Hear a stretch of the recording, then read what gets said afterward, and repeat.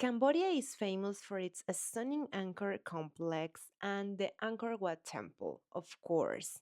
They're part of the vibrant tourism industry, attracting millions of visitors each year. However, behind its beauty lies a hidden danger.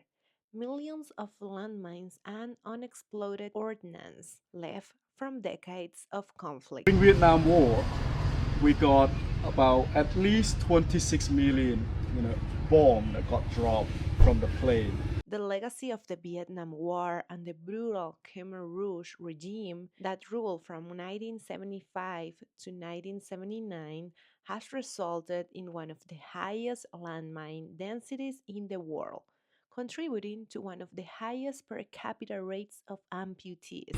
So this one is a landmine that normally designed to put into the ground. Normally for this type of mine, when they explode, they tend to target the lower part of the body.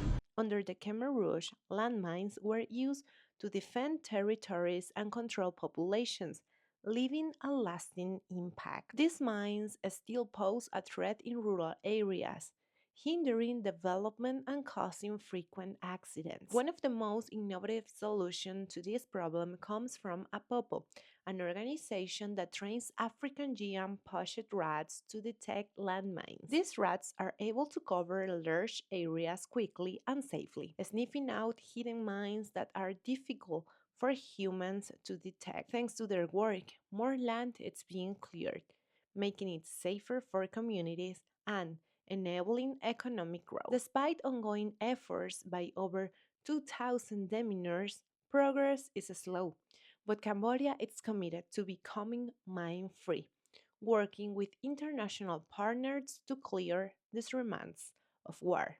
In this video, we're gonna see the work of APOPO and how they train these rats to detect landmines. Hello guys and welcome to a new video. Today I am here in Cambodia. We are in Siem Reap city and we're about to do a very special activity. We are visiting this organization called APOPO and we are about to see how these rats are trained to find landmines. Also, what happened to these rats? Who are their trainers? How they train them? So I'm very excited to see the entire process and to talk with them about these little animals that some people like me are scared of, but I think when we know this type of work they're doing, you're gonna be like, oh, I love rats, at least this one. So let's go and see. Of course, today with me it's Christopher. What's up, guys? Man, I'm so excited to be here. I've heard a lot about this organization. I've always been a little bit terrified about rats, like most people, right? But they are very smart animals, and today we're gonna learn why they save so many lives. And I think after learning about these little cute guys here, I think that maybe my appreciation or the way that I feel about rats will change. Yeah, you're gonna have a rat here on your shoulder at the end of this morning. Oh, all right, I'm down. I'm down to try it. Okay, let's go and enjoy this adventure with me today. Oh wow, look at this. Here there's a rat with the necklace. And here it says, see a hero rat today. We train rats to save lives. I think these are not rats, these are heroes. So let's go and meet this Mickey in person. APOPO is very close to Angkor, so you're gonna see a lot of tuk-tuk drivers around, and of course it's gonna be great if you come here to Siem Reap and not also visit Angkor Wat, but this place. Right now I am about to enter the visitor center. And look at this, guys. They have tours every half hour from 8:30 in the morning to 4:30 on the afternoon, and you pay only $10 per person, and that is going to help to keep this place working and going on, and they keep training rats. But now let's go inside to see how is this and to wait for our tour. I'm gonna do the tour of 9 in the morning. Okay, so first thing we see here, it's how can you support and contribute to the mine clearance in Cambodia. So you can consider donate. You can donate to remove landmines from $15 to $90. If you donate 15, you would pay for 100 meters square of land to be clear of landmines. You can also donate to keep the HeroRATs healthy. So if you donate $45, you would pay for one HeroRATs health check for 3 months, for example. And you can also support the teams. So if you donate, for example, $360, you would pay for one HeroRAT team plus the manual capacity work for 1 day. And this is very important because this is how they can keep the work on. So I'm going to share with you very briefly some organizations that help HeroRATs. For example, here they say our work in Cambodia is made possible by the kind support of our donors and partners. So this is some of the organizations, and my tour is about to start, so let's go and check this. My name is Sochie. I'm going to be your local guide for the tour. So for your information, our tour will take roughly about 45 minutes to an hour long. We'll start from outside, you go around, and you will get to meet our rat along the way. We have the demonstration, and also we have a section that you can get a chance to walk around as well. And the last part of the tour, we have the video. In case if you have not really known much about us, so this is a APOPO organization. We work with rats to save lives. And here in Cambodia, we work on mine clearance. Right? So about 10 years now since we came to Cambodia, and we continue to work to have mining activities here with the help of our rats. Okay, once you're ready, please follow me to go outside together. We can start from the outside. So APOPO, you may notice the short version right here. That's normally the name that we go with. It's easier to say and easy to remember. The full name actually written like this, which is in Flemish or Dutch. Because APOPO, we are from Belgium, but the co-founder is from the Dutch-speaking part of Belgium. That's why we have the name like this, which is very long and also hard to say. And in English, it's also very long as well. Yeah. Anti-personal landmines removal product development. So who are we? Well, we are a Belgian organization that specializes in working with a breed of rat. They are called the African giant pouch rat, native to Gambia. We have them bred and trained for mine clearance and also disease detection, TB. So our rat, they are up from Africa. We are able to get them trained to specialize for this work, and then we can do a lot of good tasks with these rats. Right. So mine clearance, the rat go to the minefield. They check. They go through the minefield, sniffing the ground, and find out where are the landmines and the bomb, and then let us know. So we can just go in, verify wherever the rat indicate there's mines and bomb, and then we remove the item from the field afterward. For TB, they will not go to check on people, say, hey, you have TB, you don't have TB. They just work in the lab. So just work in the lab, go through the sputum sample and determine is the sample positive with TB or it's negative without TB. So we can speed up the work very well. So the use of the rat is actually mainly increase the accuracy and also speed up the process quite a lot. Mine clearance, that's going to be the main topic of our tour today. So you will get to see how we do the work later on with our rat as well, with the quick demonstration. But in case you have not really seen any pictures of our rat, this is what they look like. It's a big one. I mentioned about rat earlier, but beside rat, we also have other animals as well. Dog. So dog also used on the minefield. Beside dog, we have our people and other methods on the field working together are awesome. Right? So we tend to integrate this method together so we can, do the work a lot better. So our rat, I mentioned to you, they go out to the minefield, they sniff the ground, find out where the mines and the bombs are, they stop, and then they scratch on the surface. So we see that is the location. We need to go in and verify and see if they have any mines and bombs. They can remove the mines and bombs from the minefield. They can do it very well. A tennis court size only take about half an hour for one rat to do this, which is quick. Not only the speed, they are a lot lighter than us. They can step on the landmines without causing anything to explode. As if you go to step on a mine, boom, they're not very safe. The bombing during Vietnam War, Cambodia got heavily bombed during that time, and that's also one type of explosive that one event that we have a lot of explosive got left from the war. So yeah, during Vietnam War, we got about at least 26 million, bomb that got dropped from the plane, and a lot dropped, but mostly to the eastern part of Cambodia. Right, so how that happened? Well, Vietnam War was more between North Vietnamese and the South, right? But the North, they didn't really want to do a direct combat, so they rely on the terrain of the border, which there's a lot of vegetation. So they came through, so they crossed over the border into Cambodia, and then came through the jungle or the Ho Chi Minh Trail, and then attacked the South from the flank.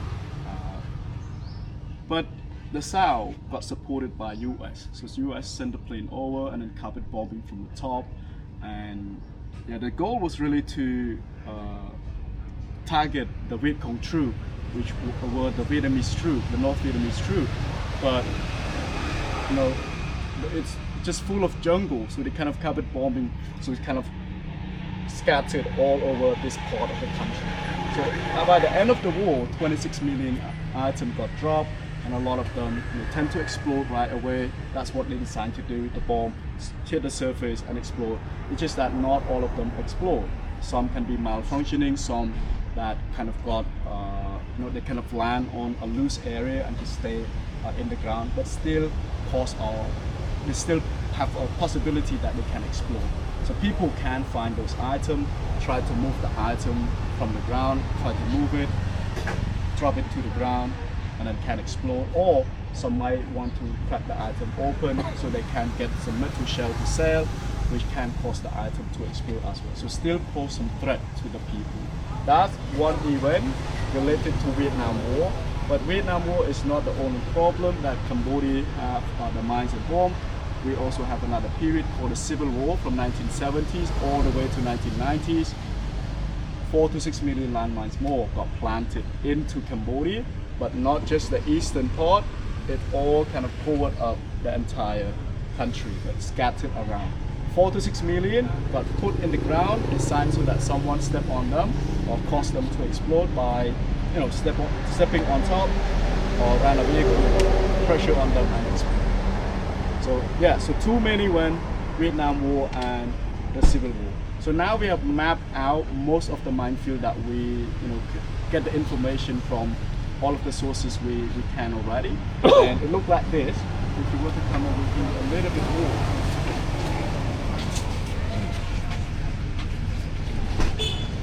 And then you can realize that, the minefield, it just, kind of dot on here, but it's all scattered across the whole country.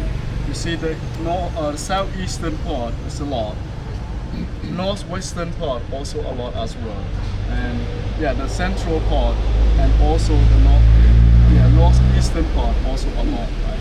But we have achieved a lot already in terms of the clearance. It's just that we have not done everything yet. So the green are the part that we declared as mine-free.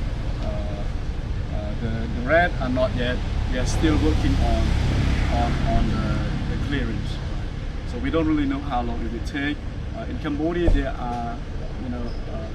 are 7 main organizations that are working on mine clearance, and we are working on the clearance together. It's just that we work on separate minefields. Sometimes we partner up and then go out together in the same minefield. APOPO, we are not that big here. We only employ around 140 people in Cambodia with 59 RATs in Cambodia. We've got some dog team as well, also not that many. So before we go to meet our rat, I would like to briefly share to you a little bit about the kind of explosive that we have here inside, that are normally used inside Cambodia, and also how they work. So these items are not every item that are out there, but you understand how they kind of work, right? So we have 4 items. We have one right there, that's a landmine, right? and that one is a mortar. It's not a landmine. And then these two are landmines, but they are anti-personnel mine. So let's start with this one. So this one is a landmine that normally designed to put into the ground and then cover up, as like a trap. So someone can just walk through without noticing there's a mines there, pressure, step on top, pressure enough weight, and explode. The trigger point can be like, the least roughly can be about 4 or 5 kilograms. So small children, small animal like dogs would be able to set this kind of mine to explode. But normally for this type of mine, when they explode, they tend to target the lower part of the body, can lead to amputation. Could be direct or indirect. Indirect, what does that mean? Well, the people can get injured. It can be quite severe, but the doctor cannot save the limb, so have to chop it off. So normally they can lead to like disability. Could kill as well, but not directly on spot.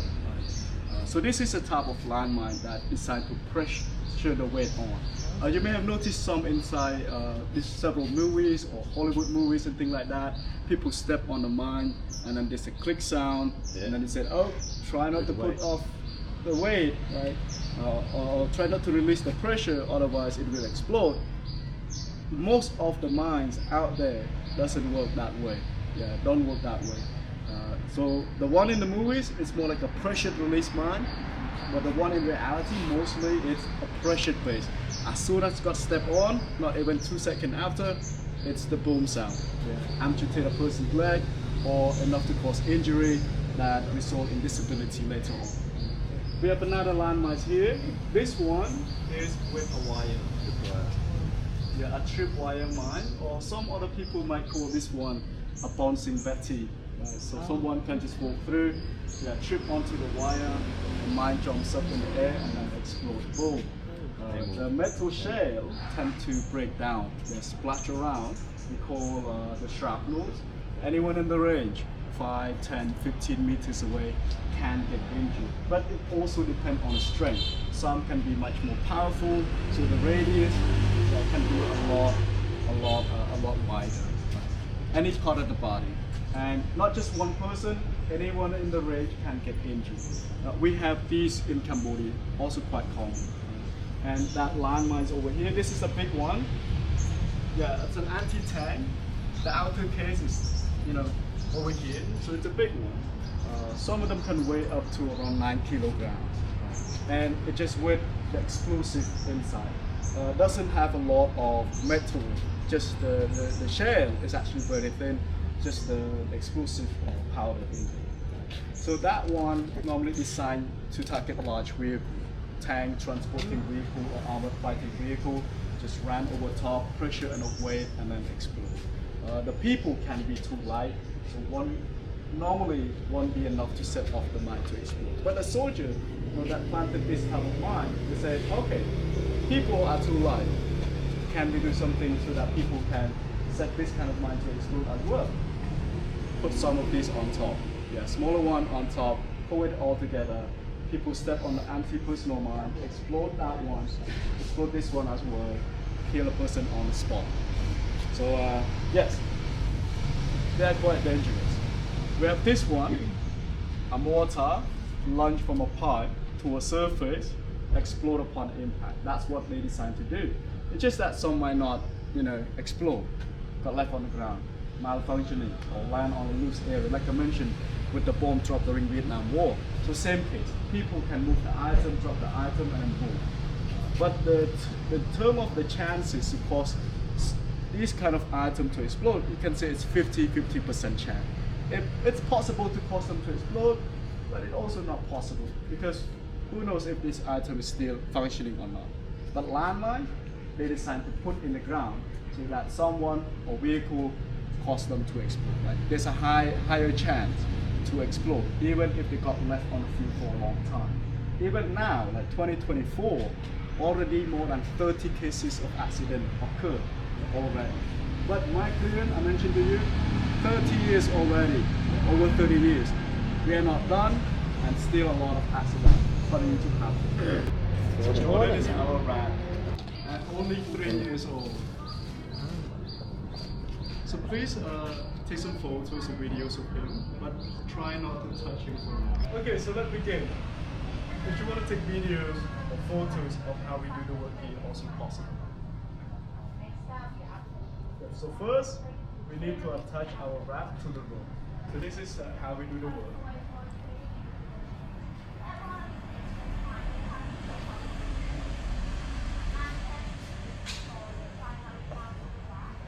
So it always happens by one step at a time. And slow enough just for our rat to walk around, sniffing around, find out if we have any explosive. And the first container, which is empty, we skip over. We saw that. It's not interested with the empty container, which means we can speed up the work a lot better. We don't even need to verify later on.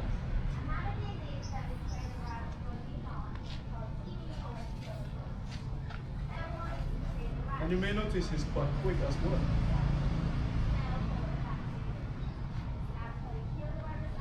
So his nose kind of lower to the ground. His whiskers always kind of moving around. So he stopped, sniffing, putting his nose out, try to sniff around, and try to confirm where's that location with the item. Yeah, you see that? So he dig the ground. Yeah, that would be his signal to tell us we have an item hidden below with a chemical explosive inside. The guy just pressed on the clicker, you heard that, right? And that's the indication that, okay, Jordan, you did the work well, come here, we have reward for you. So, yeah, peanuts. And I need to reconfirm. So reconfirm, scratch again, and get another reward. So the clicker sound is to really grab the rat attention, say, okay, come here, you have done the work well, we have banana for you. So Thank you, right sir. Now we have 11 of them at the center. 2 are doing the tension time, doing the retirement. So retirement right for the rat. What does that look like? Well, we don't need to do a lot of things. Get fast. Can you see, yeah, the long whisker and the long tail, and the tail and the hair, no hair, yeah. Need me apply sunscreen in the morning, take care from sunburn. Okay. Glenn, say Yeah, hello to pose camera. for that photo. It's like a possum from Australia. Yeah. Look like a possum. Yeah, he does, huh? Okay, yeah. You want Okay. to pet him? Hello. And him have a 4 teeth, the same rabbit. Yeah. Can you see? Oh, what do they eat? Peanuts? Peanut or avocado. Avocado. Oh, they're like me, huh? You're maybe Mexican in another life. Okay. Thank you very much. Thank you, Anton. After watching that documentary, guys, I am very sensitive with this subject because Cambodia, it's like they suffer a lot, and for me, it's mind blowing that it's a resilient people here. And something I learned we have here on the blackboard, right? It's that there's some direct beneficiaries from this program, and that means a person that is able to go around the house and use the house because they cleared the house and the land. Okay, so that number is 17,582. This is the top outstanding HeroRATs running that has 6 years, Asanta and Alofe. And now I need to leave because there's another group coming, but the top one rat, he cleared already 200,000 kilometers square. So he's about to get pension. And to be honest, this is a really important part of Cambodia that everybody needs to know. It's very recent history. It's almost unbelievable that this was happening on the 70s, on the 80s when I was born. It's very fresh. Sometimes you ask yourself why Cambodia is the way it is today? Well, it's because of the history. And I am mind blown by the impact the civilizations before us can have in our time. Like when I think about Angkor and the people that built that, it's crazy to think that they maybe didn't think the impact that they would have today. For example, Angkor is a very important part of the economy in Cambodia. Probably the people that built that, they didn't know about that, right? Well, the people that did this around the 70s, the 80s, I don't know if they think like we are gonna screw our own people from now to 50 years more, you know? So I think it's a very important thing. You need to come here and visit and learn about this. Not everything is just to have fun or to eat delicious food, but also take the time to learn about the history of those places we are visiting. And now we have here the store. We can do some souvenir shopping also to support a little bit. We have here a cute rat. This can be Jordan, right? So there's another ones like these, hats. Of course, we have some coasters. Look, even some earrings, tumblers, scarves, t-shirts. So everything so you can support the way you want this organization. We also have a trading board game. Wow, this is so cool to have the games table. More rats, and of course you can help remove landmines or help the HeroRATs by giving support to this organization, right? I'm gonna leave all the details down below, and I'm gonna finish putting a little bit more attention on this. These are explosive, they already removed, and then let's see how can we support today. Bye bye, have a good day. Bye bye, thank you so much. Now it's time to leave, but Chris, what do you think about Incredible. this activity? I didn't realize how are you? I'm okay, thank you. He's offering us tuk-tuk, but he doesn't know that we have tuk-tuk. Man, that was incredible. To be honest, I didn't realize how I knew what they were doing is a lot of work and it was impactful, but I didn't realize how large of an operation it was until I came here and I saw the numbers and I see how much acres of land has been released to the owners of their land who have found a landmine inside of the ground and unfortunately no longer can work on their land, or the government shuts it down. These people come on by, they clear it and give that land back to the people so that they can farm their rice, their sugar cane, whatever they got going on. Not only are they saving lives, but they're helping so many people's lives and supporting the local economy. Back their land. Exactly. Yeah. I mean, it's a big operation. If you guys get the chance to stop on by when you're in Siem Reap, I recommend it. And please, if you can, leave a donation. The work that they do here is incredible. And as you're spending time in Cambodia, you're gonna realize, and there's a lot of people on the streets that are missing limbs, that are missing body parts, and you'll see people performing on Pub Street in front of Angkor Wat, and they got signs saying that we're landmine victims. And a lot of those people, man, they're older now, but when they lost their arms or their legs, they were just children, running. There was a couple of examples on the wall. Running around the rice field or working with their families. Yeah, helping them harvest rice, things like that. There was a story of a kid in there. I think his name was Seara. He was on the wall. He was 9 years old and his dad whistled. He was running back towards his dad and he got blown up and lost his leg, man. Like a child, Can you imagine how that affects somebody? So the work that they do here is incredible, and I hope that one day we get the news that Cambodia is mine-free. Yeah, hopefully. I think that's a dream. And for sure the rats are heroes.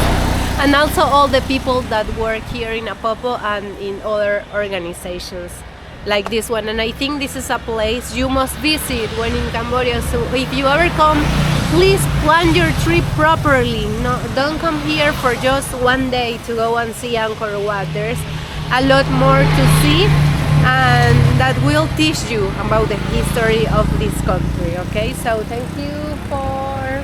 Thanks for joining me, and thanks for the idea. I knew that. We found out about this a few years ago, but I had totally. To be honest, I forgot until we got here a few days ago, and I was like, oh, I really want to go see the rats, and man, come see them. They're awesome. Now I think I almost won a pet rat. Like, they're out here saving lives, man. They're insane, and they're And so you know smart. what? It's crazy to think that they only live 9 years. That kind of made me sad. But they when I do heard it. so much And they save during so their many lives. lifetime. Yeah. And they save so many lives. So Yeah. definitely a hero. So guys, thank you so much for watching. I give you all the APOPO information here in the description box, and see you guys in the next video. Bye bye. Bye bye. Let's go in our tuk-tuk. Turn on the engine.